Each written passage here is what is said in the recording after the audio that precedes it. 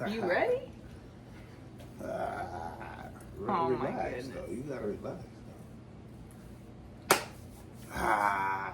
Is this thing on? Is it working? You know it. You ready? Hell yeah, man. All right. What's going on, y'all? This is What's Cooking with FannyB00, and we are cooking. This is episode 7.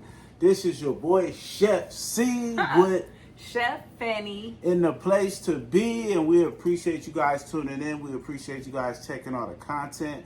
I couldn't start this off without saying thank you to everybody who's watched, subscribed, liked, shared, commented, told a friend, and told a friend to tell a friend again. We appreciate you because we just here to win. So we got a smoking, sizzling hot episode for you guys today. Absolutely. And we can't wait to deliver it. So, we want to jump right in, right? I'm gonna give you a quick overcap. We got our burning question, right? That's our new and improved addition to the show. We always making improvements. Yeah. We're gonna right after that, we're gonna give you guys what's in season, right? Coming up for February. And then following that, we're going to jump into some Black history facts that are associated with the culinary world. And then after that, we're going to play our world famous game of Would You Rather? And then after that, we're going to kick it off and get on up out of here, though. So, popping it off. Burning question. It's burning. It's burning. Hopefully not.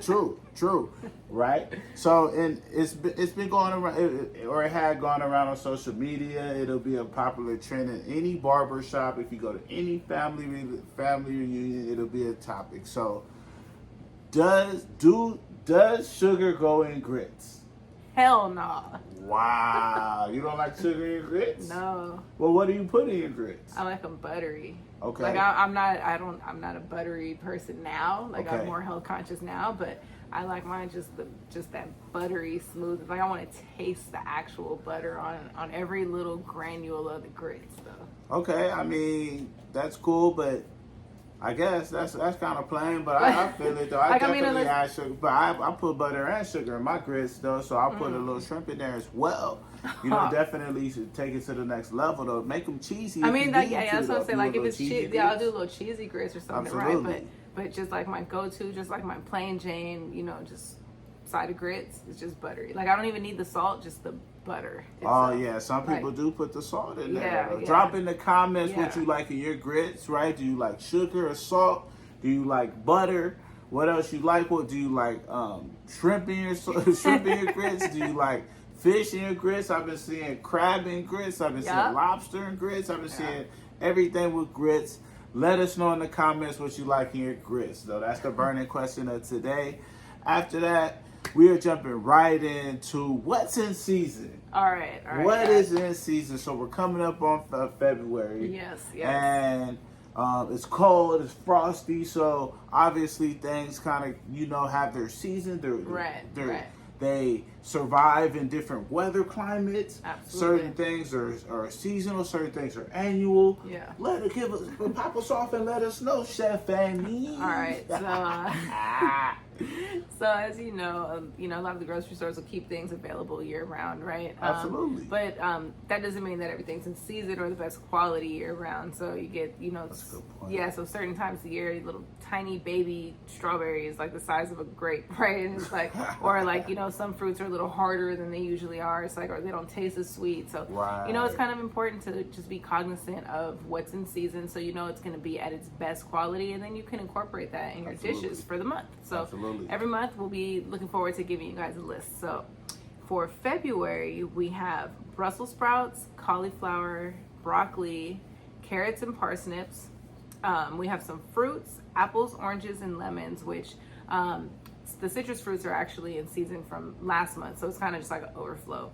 Then when we get into the heartier things, we've got like sweet potatoes, butternut squash, cabbage, leeks, and avocados are in season now. Then we've got for all of my juicers out there, we've got beets, celery, fennel, onions are in season right now, and if you want a little more tropical flavors, kiwis and pomegranates are in season now too. turnips, arugula, collards, kale, pretty much all leafy greens are in season now. Okay. So it's a great time.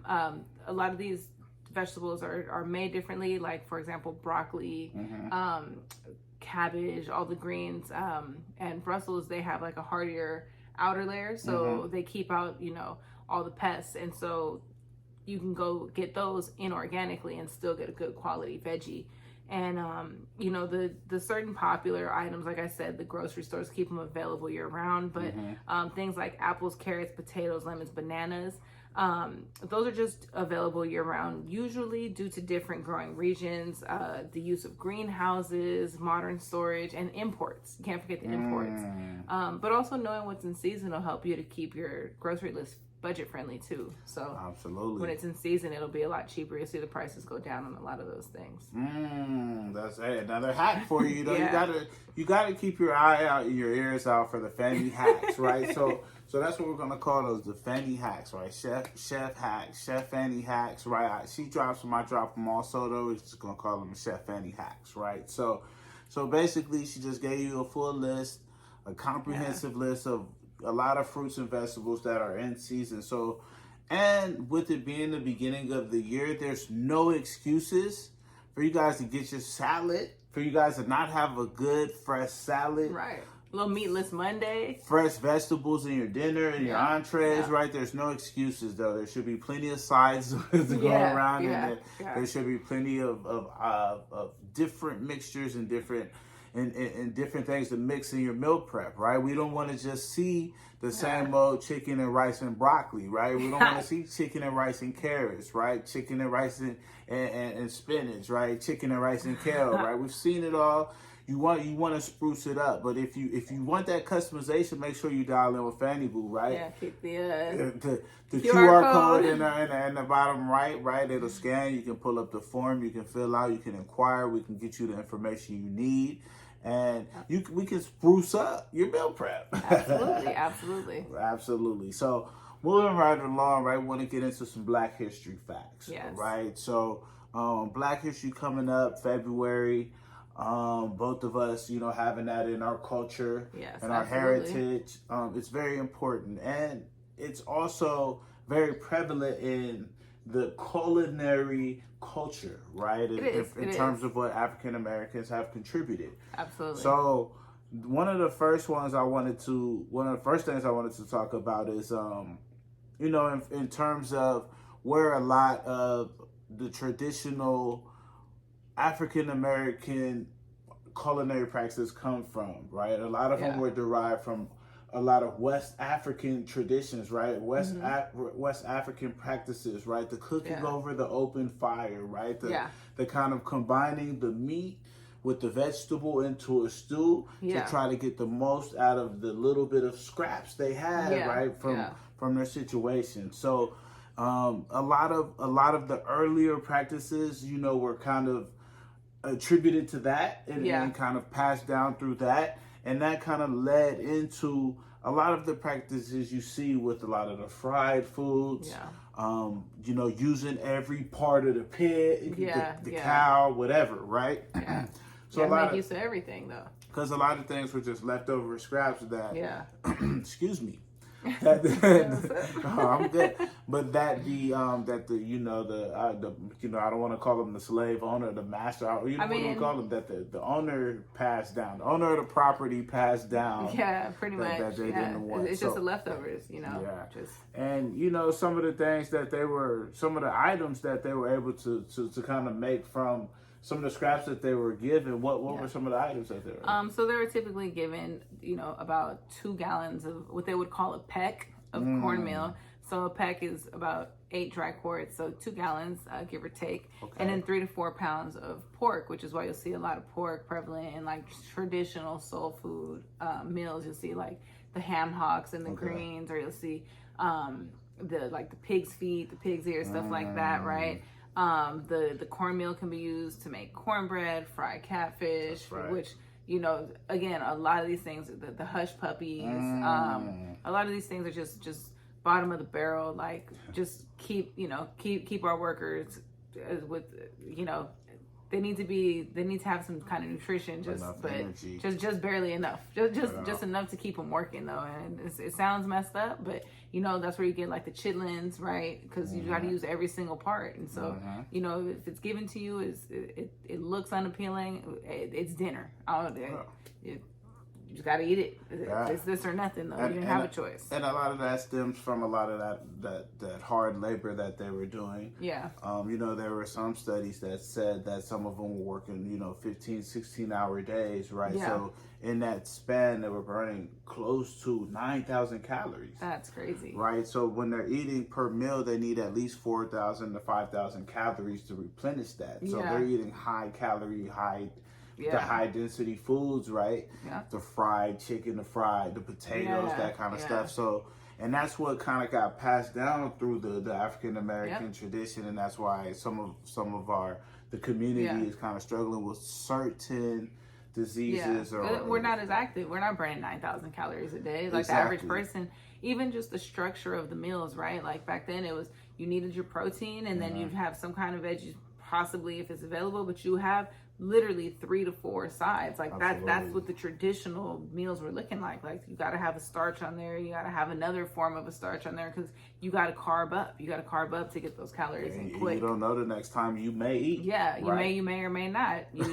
If you only burned 8,000, not 9,000, you rations cut short. Right, and just hearing that back, right? That sounds crazy, ultimately, but we don't want to get too serious out on this though. We just want to get Black history, right, and make it more about a positive thing, more about a celebration of some of the historic people that have kind of lended their contribution to the culinary culture. So James Hemings, right? This was, some say there was some contradictory articles, right? That some people say that the African American chefing started in Europe, right, in Paris, and others say it started in the United States and the New York region, right? So ultimately, a lot of them come back to James Hemings, right? So they say he was a chef. They say he was enslaved. He went to Paris to train. There was some relation to Thomas Jefferson. Some about Thomas Jefferson took him out there. Some about Thomas Jefferson was his uncle, but was his brother-in-law, or something along the lines of that, right? So there's a lot of, I have to do a deeper dive on the research on that for you guys, but I encourage you guys to check it out. James Hemings, he was, ultimately he ended up negotiating his emancipation on his own, right? That's why that's big as a male in the culinary world, right? That's especially an African American male back at that time to be such a breakthrough. I think that's pivotal. Absolutely. Did you have anybody you wanted to share, or any history you wanted to touch on? I actually do. Nice. But real quick, also just in addition to all of those meals that we just talked about, James Hemings has also been attributed with bringing introducing mac and cheese to culture. So once that came in, that was huge, because that's carbs and fat and protein all in one. So there you go. You can't go anywhere without asking who made the mac and cheese. Where's the mac and cheese, right? So definitely need some mac and cheese. Yeah, I gotta plug that lobster mac. Lobster mac and cheese, FannyB00 lobster mac and cheese. If you hadn't tried it, you definitely missing out, and you need to dial in. Lobster mac and cheese is one of our best items, and I definitely recommend it. Yeah. So my person is actually Lena Richard. Okay. So she's a female chef. She was the first female chef with a cookbook and her very own cooking show. Sound familiar? Oh, nice, nice. Her cookbook is the New Orleans cookbook, right? And she had 330 recipes in there, right? Wow. So that's like a cook encyclopedia. But to think almanac that many recipes, all one cuisine type, that's crazy. That's a lot. That's a lot. Her bag was deep. Yeah, and so that's her show was that. It was going through the recipes, right? So the show was the New Orleans cookbook show. So so she was she had her own restaurant. She started the frozen food. What else? And she hosted her own show, right? She was the first one. She was the first one out of New Orleans, and so like all of her stuff, she has like, if you look her up, the first thing that'll pop up is like the gumbo, typical traditional staples. And you can buy our book too online. So when you find that, you can go ahead and look for ours too coming soon though. Yeah. Keep your eye out for it, right? Yeah, and when you see, all of these pivotal people, of our descent, right, in the culinary world, right, you kind of start to see and understand why food plays such a huge role in, for the most part, all Black gatherings, right? 100%. Like family reunions, cookouts, church picnics. Like it's all about the food, but it brings everybody together, right? Absolutely. And even if you push it back even to when everyone was getting their rations, people were getting rations, different plantations, right? So different stuff. So so y'all might got the fish, we got the chicken. Like let's bring it together. Now we could try some more stuff, right? Well, I don't know if the plantations were sharing food, at night. I mean, you don't know. Maybe when they Underground Railroad, you don't know who was bringing what. I don't know. Who's bringing what? Yeah. They say the hush puppies were actually called hush puppies because when slaves were trying to escape, they would drop them to keep the hounds quiet. Yeah. Keep the hounds quiet. Hush puppies. That's clever. That's clever. Love it. Love the fun facts, right? Love the tradition of African American culture and what food has done, what we've done to contribute to the food and beverage industry, right? You always think about the contributions that we're credited for, that we're not credited for, right? So that's why we just wanted to bring to you a couple people that you may or may not have heard of throughout the time, right? And as we continue to try to break barriers down, try to make future, try to make our part in the future. That's why we want to try to touch on some of the people who definitely were disruptive, right, and paved the way for somebody who was definitely trying to do something a little different. So that's real nice. So kind of jumping right in, right, I think that kind of captivates, what we wanted to touch on today for the most part. Definitely wanted to let you guys know what was the season, and then, ultimately wanted to give you guys that Black history, wanted to, bring it back to the food. And now it's time for our world famous game of Would You Rather. So did you got some questions this week? I do. You? I definitely got some questions. I got some good ones. So I hope you're ready. I hope she's ready, y'all. All right. So, in relation to our Black History Month topic, all right. My first one is: would you rather celebrate Black musicians or Black athletes for Black History Month? Being as you're so involved in both. That's a very good question. I would rather celebrate Black athletes. Why? Black athletes, just because, just because it's, in honor of the 50th hip hop celebration, right? All you hear about is how all of these musicians got done dirty. There's so many scandals. You didn't heard how much more we got to hear about before we can no longer look at our Black musicians with any grace or any integrity. So I'm gonna go with Black athletes to keep it safe, and then that's all right. I'll keep it with that. Do you have one? I definitely. I told you I got some really good ones. I was waiting for you to just roll right into it, though. Nah. We're gonna take our time with it. Though. We're gonna let it simmer though, cause we cooking though. This is what's cooking. You right. FannyB00. So, would you rather had invented math or science? That's halfway tricky. Told you I had some good ones. Like I'd rather have been accredited for inventing math, but I enjoy science more. So I'm gonna have to go with science. That's a good answer. And then what science then? Bio. Was that bio like Marie Curie and all of them, or was it a chemist? Oh, the chemist. Okay. Yeah. Oh yeah, because she's on the periodic table, right? Okay. Let me get in my bag real quick. Her and her husband. Okay. Right on. but no, like I've always loved chemistry. I just wasn't really great at it, which is ironic because I'm good in the kitchen, which is A lot will So argue what do you that use more? What do you think you use more in the kitchen? Math with the recipes or science with the concoction of it? I think it's science because a lot of the recipes for a long time I just would eyeball things, and it's more so of how the ingredients react to each other. What about now that you're providing the services and stuff for people? Like you can't really eyeball things, and you're concocting these cookbooks, right? There is no eyeball. Yeah. That's bush league. well, it's almost like the science helped me determine the math, as opposed to I think in other areas in life, the math is what defines the science. What other areas? Like just. Oh, sorry, there's too many follow-up questions. Let's get back to our game. My bad. Though. Go ahead. All right. Okay. If you and I had a cook-off with each other, would you rather compete with something sweet or savory? And what would you cook? Something sweet or savory. Chef C versus Chef Fanny. I mean, that's easy because I'm smoking you either way, right?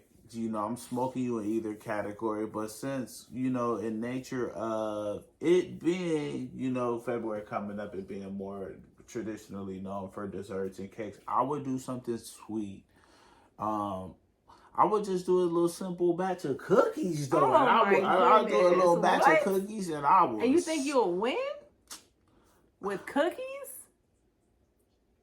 We don't have to say it anymore because you know what it is. All right. You know what it is. I'll let him have that. If it wasn't for him, I wouldn't have perfected the FannyB00 cookie recipe though. Okay. Them cookies was harder than Nah. Them cookies. Pillow soft. Relax. Them cookies was coming out looking like some Christian chill, Bouts. chill. A little hard bottom. I had a little extra bottom. Chill. Hard bottom ass cookies. Wow. And it was good though. It was hitting though. The bottom was just too crunchy though. Them bad boys were like some ginger snaps.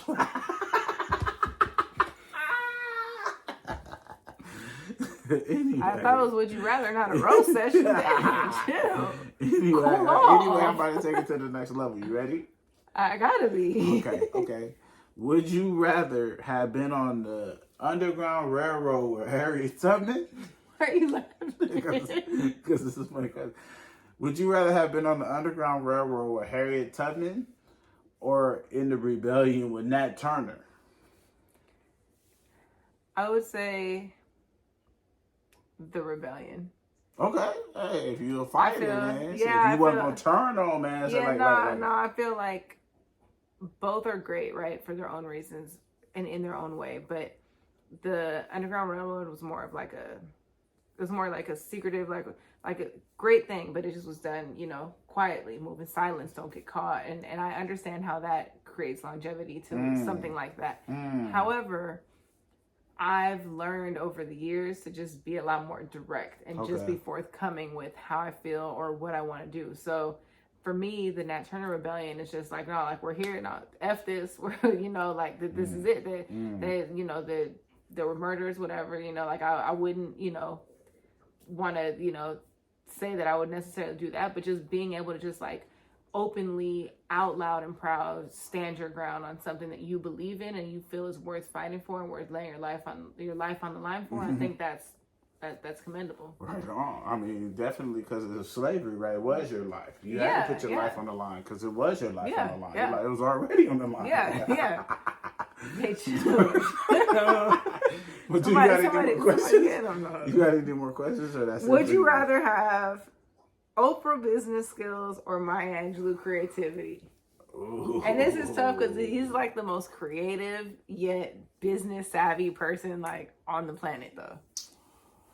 I am gonna go with Maya Angelou's creativity because the creativity will help you with the business. All right. Shout out to Maya Angelou. Shout out to Oprah. Shout out to both of them. Both strong, black, powerful woman leaders. Absolutely. And both have made paramount contributions to society, both economically, creatively, spiritually, all of that, though. So we appreciate all of that. That is all. That's the show for today. Yeah. Right? We appreciate you guys. We hope you guys enjoyed it as much as we enjoyed delivering it to you guys. Definitely had a good time. You guys like our shirts though? You know what I mean? Shout out to him though. You styling though. You know what I mean? I see you though. I'm just trying to match your fly, babe. And then we got plenty more content coming up for you guys. Absolutely. So again, remember, like, share, comment, tell a friend, tell a friend, tell a friend again, because we're here to win. All that. It's your boy Chef C with Chef Fanny. And we are out. Peace. Love. Positivity.